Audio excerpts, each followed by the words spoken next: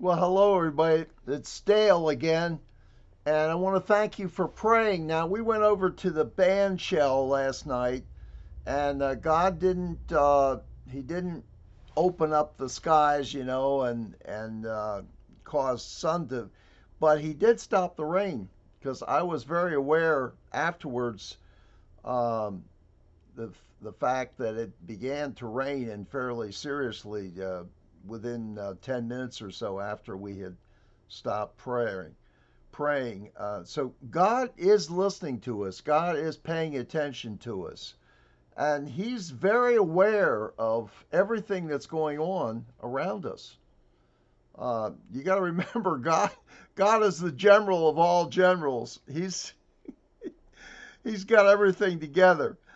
So I got so frustrated at one point um, that of everything happening in the United States that finally the Lord just very quietly said to me, He didn't even use my name. He said, "They have to think they're winning." I says, "Okay, Lord. Well, I'm pretty sure they think they're winning." And I got more to share with you, coming up about that. Um, But by the way, pay close attention because we are at war. Pay close attention to being kind to those around you. Seriously, I'm not kidding. Now, you're going to find yourself, more and more frustrated as time goes on. I'm very much afraid. Now, I wanna introduce you to a new author.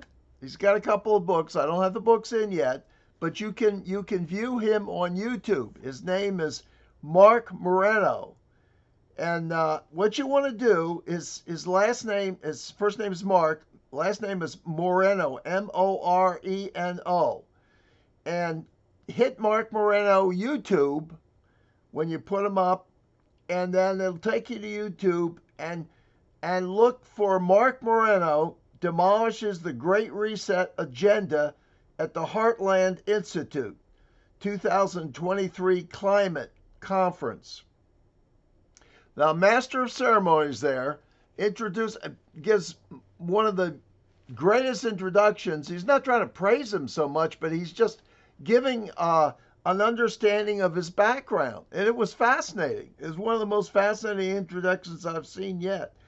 And then Mark comes on and he speaks a mile a minute about all the lies being put forth. Now, I just want to say something real quickly.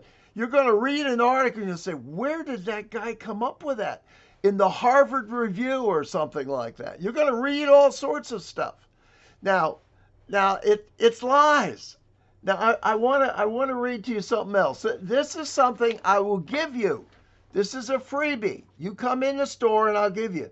It says, Live Not by Lies by Alexander Solzhenitsyn, 1974. And the following is a short essay which was written by Solzhenitsyn while he was still living in the Soviet Union. I want you to hear this.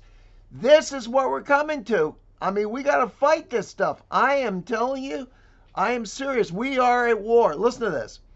At one time, we dared not to whisper. Now we write and read Samizdat. I don't know what that is. Sometimes when we gather in the smoking room at the Science Institute, we complain frankly to one another. What kind of tricks are they playing on us? And where are they dragging us? Gratuitous boasting of cosmic achievements while there is poverty and destruction at home. Propping up remote uncivilized regimes, fanning up civil war, and we recklessly fostered Mao Tse-tung at our expense, and it will be we who are sent to war against him, and we will have to go. Is there any way out?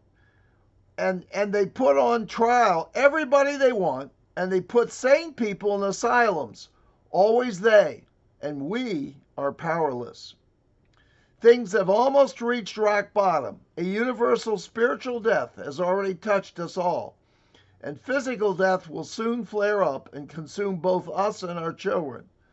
But as before, we still smile in a cowardly way and mumble without tongues tied. But what can we do to stop it? We haven't the strength. We have been so hopelessly dehumanized that for today's modest ration of food, we are willing to abandon all our principles, our souls, and all the efforts of our predecessors and all the opportunities for our descendants. But just don't disturb our fragile existence. We lack staunchness, pride, and enthusiasm. We don't even fear universal nuclear death, and we don't fear a third world war.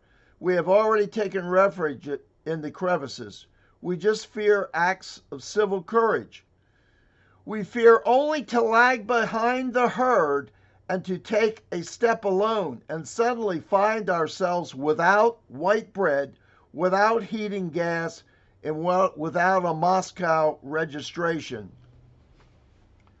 I'm already over my time, but keep in mind that I'm trying to do 15 minutes to half an hour's worth of information to you within 5 minutes or as close to that as possible. Thanks a lot for your attention. I'm going to keep letting you know what's going on.